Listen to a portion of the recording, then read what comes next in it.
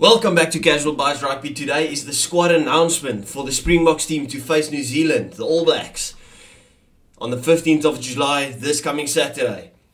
And man, oh man, I said it in the championship preview, this is going to be the title decider. So there was a couple of leaks, but the leaks were wrong. Totally different team. Nothing more to say, let's get into it.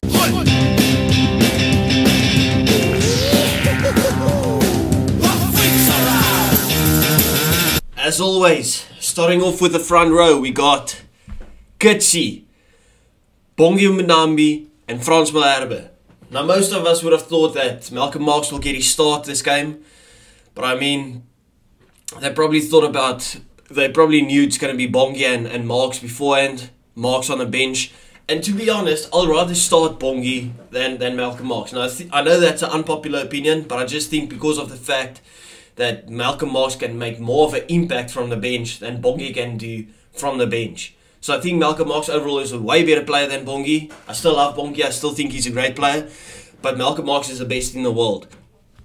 Now, if you're not going to play Malcolm Marx the whole game, bring him from the bench to have that pure impact on the game.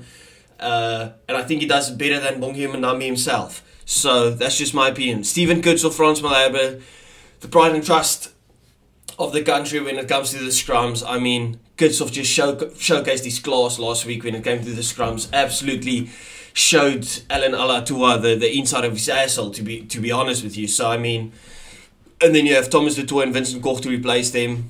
Also just trusted advisors, if you can say it like that. Going into the locks, we got Eben Etzebeth, who's also going to be the captain of the team. No surprises there with Lore Jager. I mean, Eben Etzebeth, in my opinion, the greatest lock to ever live. But he's going up probably against Brodie Retallick and Sam Whitelock, the number 2 and 3 in the world. So, I mean, Eben Etzebeth, reliable, hard-working, just the best. I mean, no one better to captain this side. I think he's captained this side a couple of times before. And then Lore Jager, I mean, insane. The class that Lore Jager has, the extras that he brings to the game. I mean, not just a line-out merchant, but the typical guy there, always running off the shoulder for the pop pass. He gets so much line breaks. One of the best to ever do it as well. I mean, that's just a great, strong 5 that you have there. Kitsoff, Bongi Mbonambi, Frans Malherbe, Eben Etzebeth, and Lore Jager. I mean, you couldn't really ask for better. And then we get to the main man, in my opinion, Kwagga Smith. Now this guy, I love Kwagga. He's one of my favorite players to watch. One of the most hardworking guys you'll ever see. Put him in any jersey and he does a job for you. Now Kwagga Smith is crucial for South Africa when it usually comes to the bomb squad, coming from the bench, making that impact on the game, disrupting the breakdown, really running hard, tackling hard, just a hard worker overall. And it's a well-deserved start for him. I wonder, is he maybe in the running for getting that starting jersey if Sia is injured for the World Cup? I'm not sure what the updates are on his injuries, but I mean, Kwagga, just like I spoke to my father yesterday and I said, listen, the Stormers have to throw the bank and get Kwagga Smith to the Stormers. So that's how much I love Kwagga. The guy is absolutely crucial to the team. Love to see him get the start in that jersey.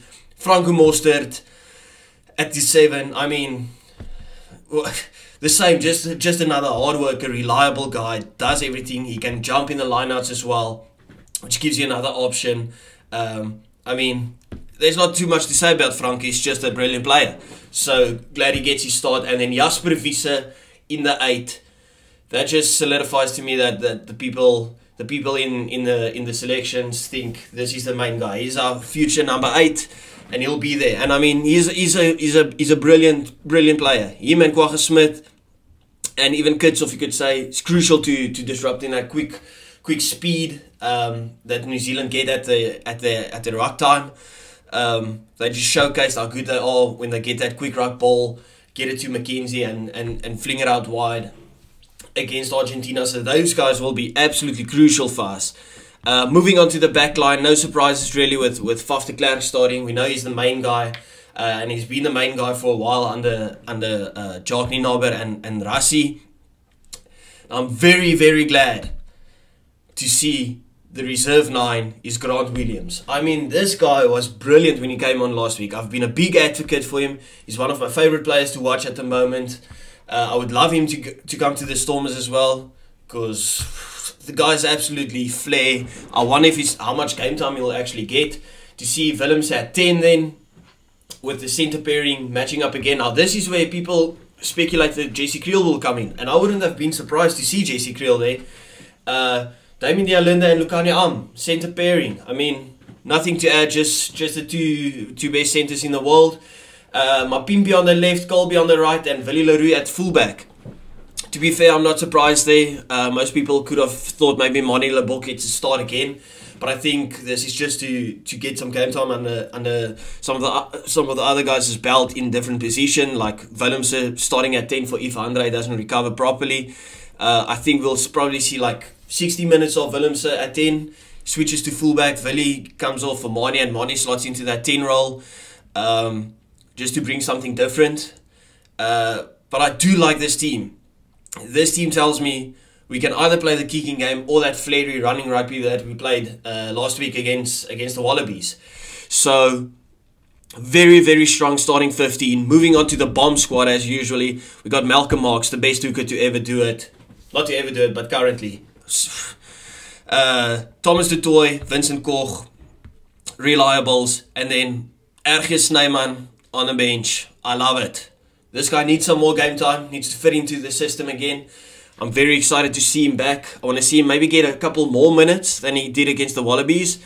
I think about 60 minutes, bring him on, and we'll see where we go from there. Pieter-Steph du Toit on the bench, no issues with that. I maybe would have preferred to have seen a Marco van Staden again, rather than Pieter-Steph du Toit. But I mean, I've got no issues with Pieter-Steph there.